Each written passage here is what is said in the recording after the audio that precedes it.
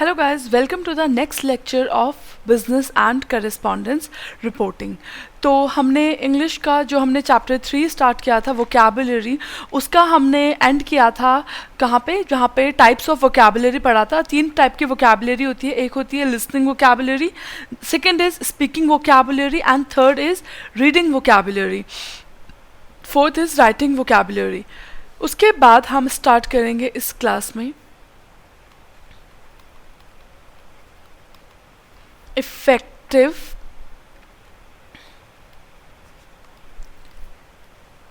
ways to build vocabulary.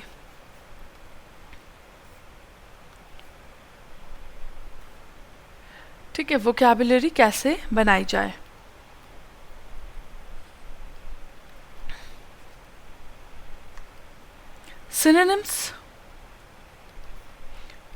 Synonyms याद करें. Synonyms मतलब वर्ड्स दैट हैव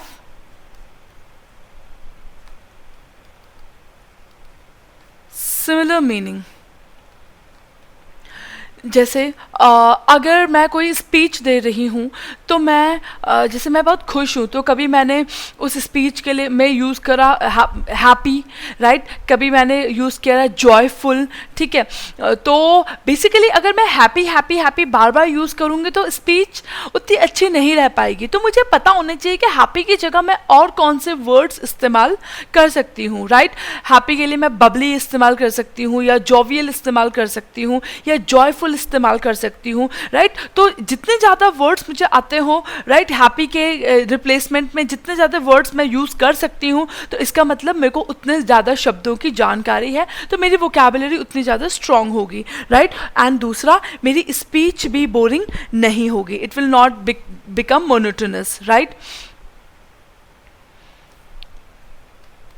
फिर है हमारे कुछ foreign words.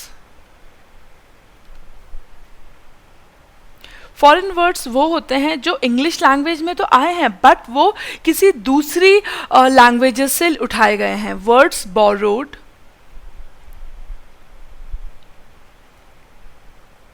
Words borrowed from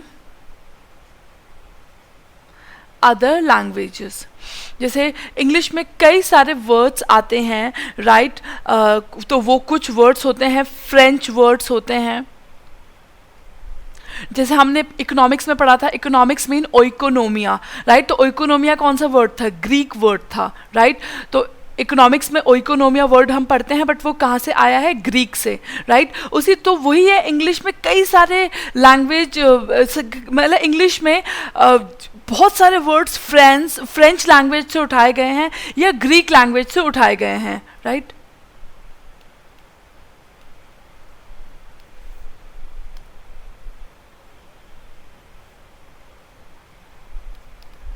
okay, synonyms, foreign words.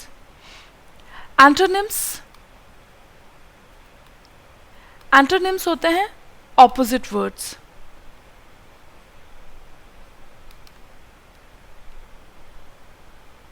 जैसे I like you, उसका ऑपोजिट, लाइक का ऑपोजिट हेट, राइट. तो आपको पता होना चाहिए कि इस वर्ड का ऑपोजिट वर्ड क्या होगा, ठीक है.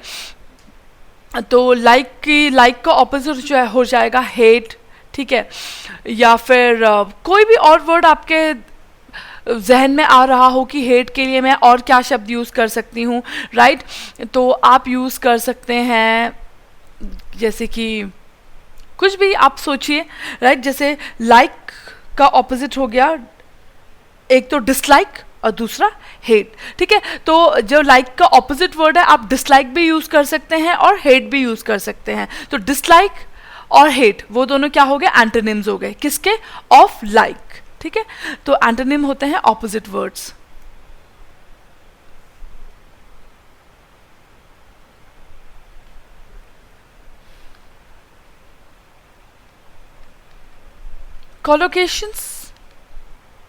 कोलोकेशंस क्या होते हैं?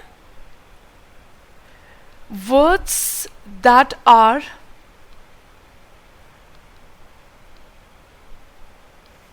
used together to form fixed relationship. कुछ वर्ड्स ऐसे होते हैं वो एक साथ ही यूज किए जाते हैं, जैसे कि heavy rainfall एक साथ यूज किए जाते हैं, right? Bread and butter again मैं एक साथ यूज करती हूं, ठीक है? तो ये हो गए collocation, group of words, right?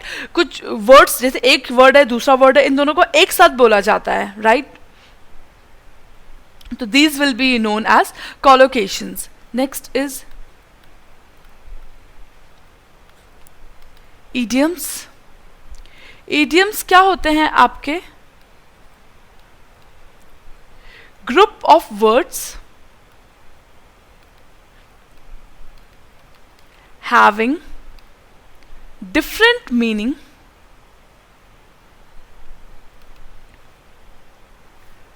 from their literal meaning. Example: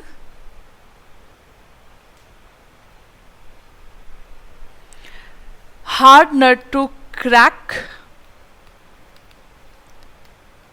अब अगर ये हार्ड नट टू क्रैक का मैं हिंदी में कन्वर्ट करूं तो लगेगा कि कोई चना खा रहे हैं, राइट? कोई नट खा रहे हैं जो कि बहुत हार्ड है, राइट, चबाने में। क्या इसका मतलब ये होता है? नहीं, इसका मतलब होता है कि एग्ज़ाम में जो एग्ज़ाम बहुत डिफ़िकल्ट आया तो मैं बोलूँगी कि it was very hard nut to crack, ठीक है? पर अगर मैं इसका लिटरल ट्रांसलेशन करूँ, राइट, हार्ड मतलब कठिन, नट मतलब चना या मूंगफली या बादाम, राइट, क्रैक मतलब तोड़ना, तो अगर मैं इसको कन्वर्ट करूं तो इसका मीनिंग कुछ और निकल के आएगा, राइट? तो मुझे इसका लिटरल मीनिंग नहीं लेना है, राइट? तो हम हार्ड नट टू क्रैक का मीनिंग क्या लेके चलते हैं? Difficult task, right? तो मैं इसका क्या मीनिंग लेके चलती हूँ? Difficult task. तो वही होता है, कुछ ग्रुप ऑफ वर्ड्स होते हैं having different meaning from their literal meaning. उनके लिटरल मीनिंग पे नहीं जाओ। अब जैसे हम बोलते हैं लेट्स हैंग आउट, राइट? बोलते हैं ना चलो मस्ती मारने चलते हैं, चलो पार्टी में चलते हैं, तो हम बोलते हैं लेट्स हैंग आउट। बट अगर लेट्स हैंग आउट को लिटरल उसका ट्रांसलेशन किया जाए इंग्लिश टू हिंदी तो उसका मतलब बनेगा चलो लटकते हैं। तो ये लटकने के लिए थोड़ी ना बोल रहे हैं, राइट? तो लेट्स हैंग आउट का मतलब चलो हैव सम फन, राइट? तो वही है। इंग्लिश में ईडियम्स होते हैं, इनको हम हिंदी में मुहावरे भी बोलते हैं। जैसे आपने पढ़ा भी होगा बचपन में मुहावरे, जैसे बोलते हैं दुश्मन के दांत खट्टे करना। तो क्या वहाँ पे नींबू लेके जाओगे दांत खट्टे करने? अरे नहीं, उसका मतलब वो नहीं है। दुश्मन के दांत खट्टे करना मतलब दुश्मन को हरा देना, ठीक है? तो वही ये ईडियम ऐसे होते हैं कि कुछ ग्रुप ऑफ वर्ड्स ऐसे होते हैं कि उनको एज इट इज ट्रांसलेट करेंगे तो उनका वो मीनिंग नहीं होगा, उनका मीनिंग अलग होता है। तो वही है group of words having different meaning from their literal meaning.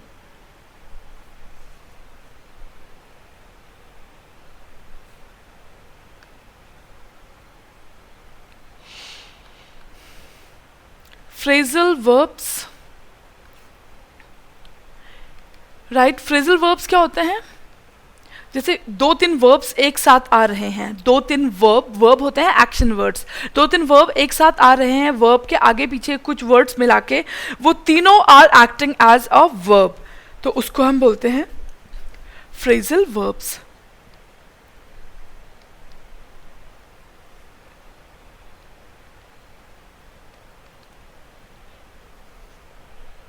ठीक है, multi word verb.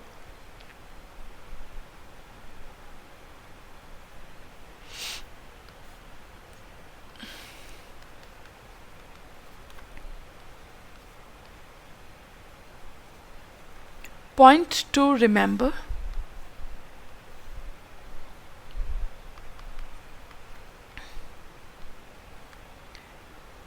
be aware of words। अगर आपको अपनी वोकैबुलरी इम्प्रूव करनी है तो उस पर आपको कुछ चीज़ें ध्यान रखनी पड़ेगी, राइट? पहले बात तो you should be aware of words, आपको शब्दों की जानकारी होनी चाहिए। डू नॉट अवॉइड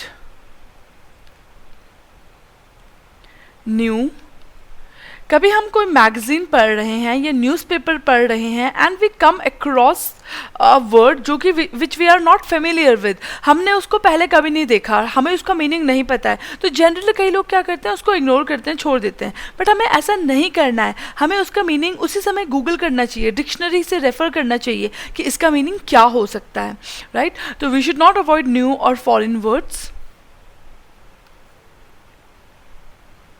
ठीक है, इससे पहले कि डिक्शनरी उठाएं, कोशिश करें कि उसका मीनिंग खुद निकालने की कोशिश करें, पूरी लाइन पढ़ें, फिर देखिए कि इस वर्ड का मीनिंग यहाँ पे क्या बैठ सकता है। तो before dictionary try to deduce the meaning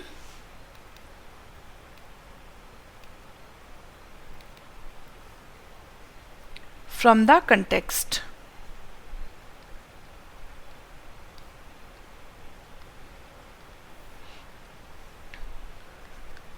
उसके बाद अगला टिप है, रीड voraciously।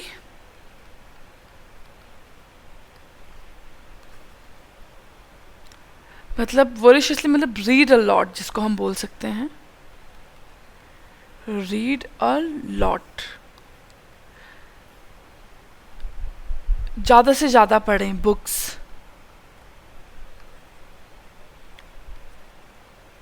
चूज बुक्स या आर्टिकल्स ऑफ योर इंटरेस्ट, अपने मनपसंद का जो भी आपको पसंद आता है उसकी बुक उठा लें और उसको रेगुलरली पढ़ें। ठीक है, तो रीडिंग इज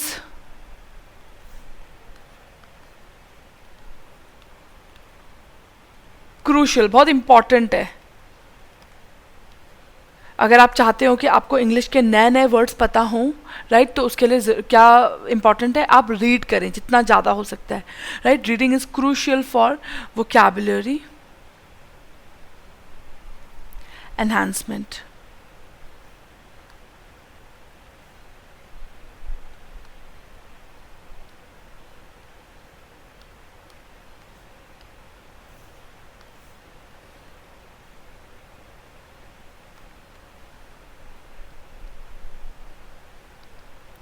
तो reading is crucial for vocabulary enhancement. तीसरी टिप है अपनी वोकैबुलरी बढ़ाने की, use a dictionary.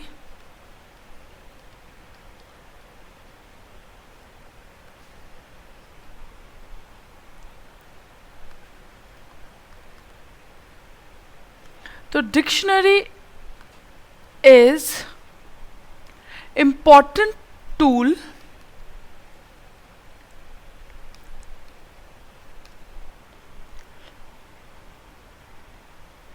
to improve vocabulary। जब बचपन में जब हमें किसी वर्ड का मीनिंग पता नहीं चलता था तो we use to refer dictionary. तो डिक्शनरी में उस वर्ड की पूरी डिटेल दी होती थी कि ये वर्ड कहाँ से आया है, राइट, इसका रूट वर्ड क्या क्या है और इसका मीनिंग क्या है, इस वर्ड को सेंटेंस में कैसे इस्तेमाल करेंगे, इसका मीनिंग क्या है, कई सारे मीनिंग दिए होते थे। तो उससे मुझे उस वर्ड के बारे में पूरा डिटेल नॉलेज हो जाती थी, राइट, और कैसे यूज़ करना है वो भी मुझे पता चल जाता था। तो वो सब कहाँ दिया हो जाता था, डिक्शनरी में। जो भी डिक्शनरी आप रेफर करते होंगे, ऑक्सफोर्ड की डिक्शनरी वैसे बेस्ट मानी जाती थी, राइट। तो बेसिकली आपको डिक्शनरी रेफर करनी चाहिए, ओके।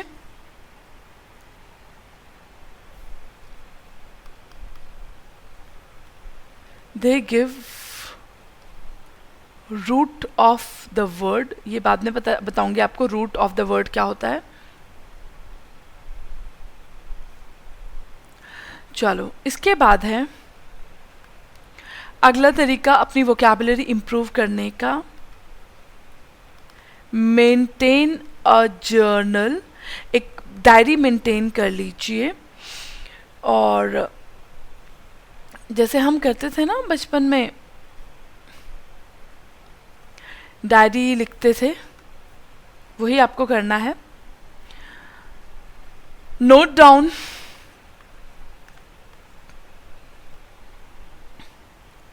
new words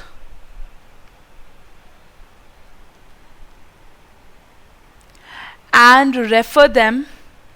जो भी नया वर्ड आपको पता चला है, आपने उसका मीनिंग देखा और उस नए वर्ड को आपने अपनी उसमें नोटबुक में, जो भी आप डायरी बनाते हो, उस पर लिख लिया और आप उस वर्ड को बाद में देख सकते हैं कि ये वर्ड क्या था, उसका मीनिंग क्या था, ताकि आप उसको बोलते समय इस्तेमाल करें. और जब आप जितना ज़्यादा आप उसको यूज़ करेंगे उतना ज़्यादा it will fit in your mind. और एक बार वो फिट हो जाएगा तो ऑटोमेटिकली जब आप किसी से कॉन्वर्सेशन करेंगे, बात करेंगे, तो वो वर्ड आपके मुंह से निकलेगा. राइट. तो note down new words and refer them later.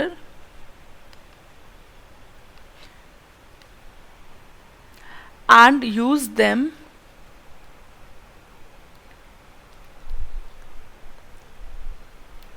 and use them in your active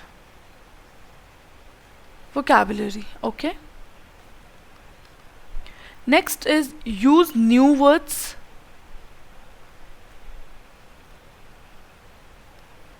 Use new words.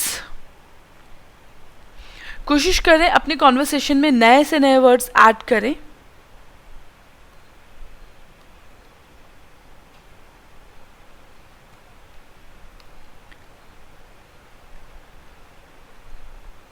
In your conversation.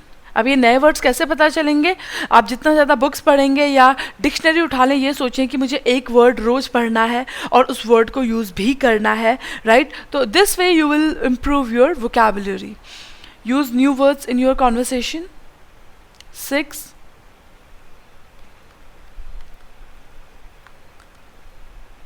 Study new words regularly. ठीक. रोज नए शब्द पढ़ें. वोकैबुलरी ऐसे नहीं बिल्ड होगी कि 2 दिन डिक्शनरी पढ़ ली, खूब सारे वर्ड्स पढ़ लिए, बस होगी वोकैबुलरी डेवलप. नहीं, it is a continuous process. Words को पढ़िए, उनका मीनिंग याद कीजिए, उसके बाद उन वर्ड्स को अपने इंग्लिश जो अब आप स्पीकिंग करते हैं, व्हेन यू स्पीक इंग्लिश, तो try to use those words. Right. तो इस तरीके से आप बार बार यूज़ करेंगे जब उन वर्ड्स को, वो धीरे धीरे आपकी वोकैबुलरी का पार्ट फॉर्म हो जाएगा. राइट. तो vocabulary building is a simple process. Process simple है, but punctuality maintain करनी है. It involves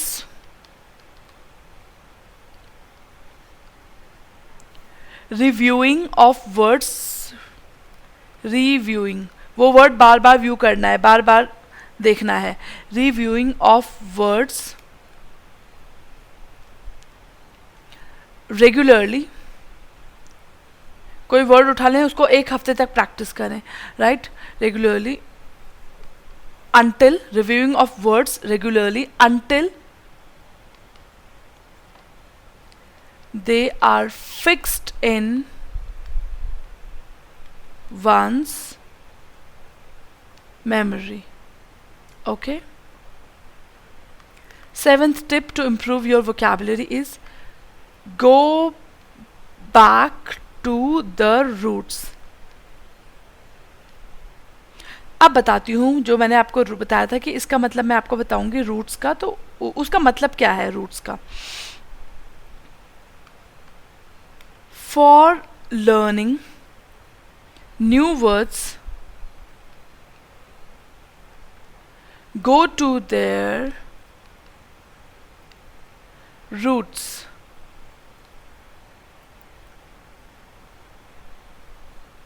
ठीक है. That is Latin and Greek words.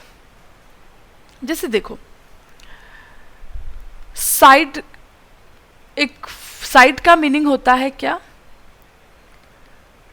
To kill. Okay. अब मैं आपको कुछ शब्द देती हूं. Suicide, foeticide. आपको साइड साइड रूट वर्ड है राइट, जड़ है, उसका मतलब होता है टू किल। अब देखो ये साइड का मतलब आपको पता है, तो ये साइड कई सारे शब्दों में आता है, जैसे कि सुइसाइड, तो सुइसाइड अपने आप को मारना राइट।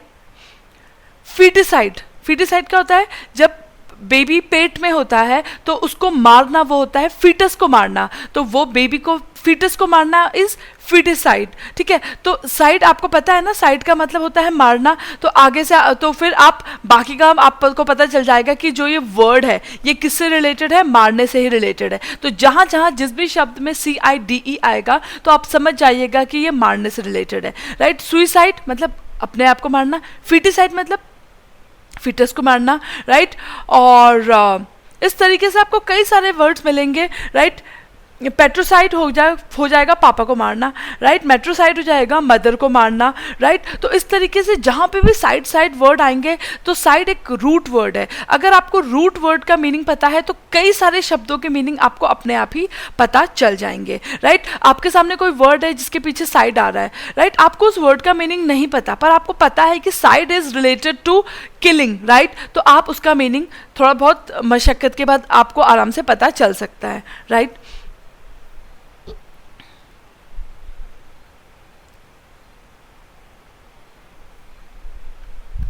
नेक्स्ट इज अटेम्प्ट करो वर्ड पजल्स, जो न्यूज़पेपर में आता है वर्ड पजल्स,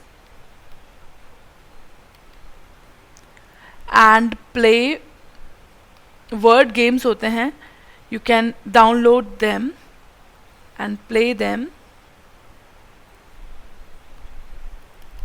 जैसे scrabble right, word search. So you can play these games to improve your vocabulary. It will improve your vocabulary. Okay.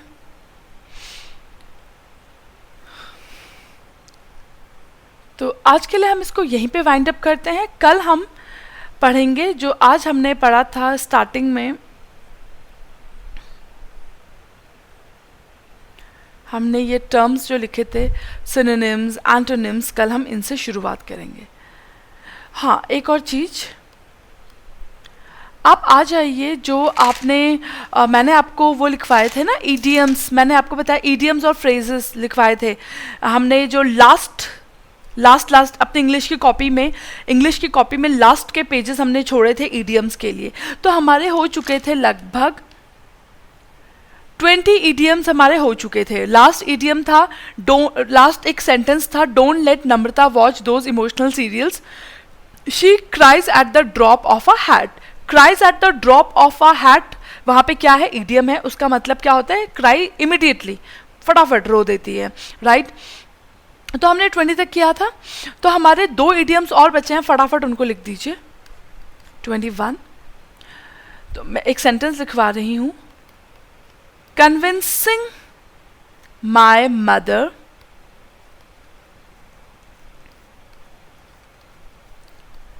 to let me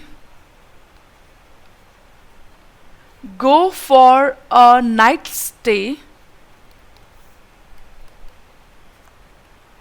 is a Herculean task। ठीक है, अब now what is the idiom in this sentence, Herculean task. Herculean task मतलब होता है मुश्किल काम right. तो इस इडियम को लिख लेते हैं, हर्क्यूलियन टास्क, इसका मतलब क्या हो गया, डिफिकल्ट जॉब। ठीक है, मम्मी को कन्विंस करना कि मेरे को नाइट स्टे पे भेज दो राइट, इज अ हर्क्यूलियन टास्क, बहुत ही डिफिकल्ट टास्क है राइट। तो जब भी आपको बोलना है कि बहुत मुश्किल है राइट, तो आप उसकी जगह क्या यूज कर सकते हैं, इट इज अ हर्क्यूलियन टास्क। तो इससे आपकी लैंग्वेज थोड़ी इंप्रेसिव लगती है। Now next sentence, our English teacher definitely has the gift of gab, GAB. The listeners are in awe of his speech. ठीक है, तो यहाँ पे what is the idiom here? Idiom is gift of gab. इसका मतलब होता है, लिखिए,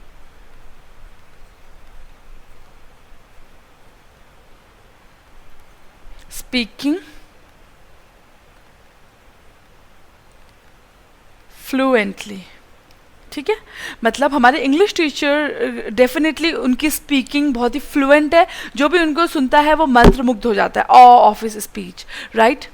तो you should memorise all these idioms by heart. ठीक है, तो क्योंकि ये एग्जाम में आपसे पूछे जाते हैं, राइट. तो बुक्स के जितने भी ईडियम थे, आपके पास 22 ईडियम्स दे रखे हैं बुक में, वो हमारे सारे ईडियम्स हमने कवर कर लिए हैं. So that's all for you today's class. Thank you so much.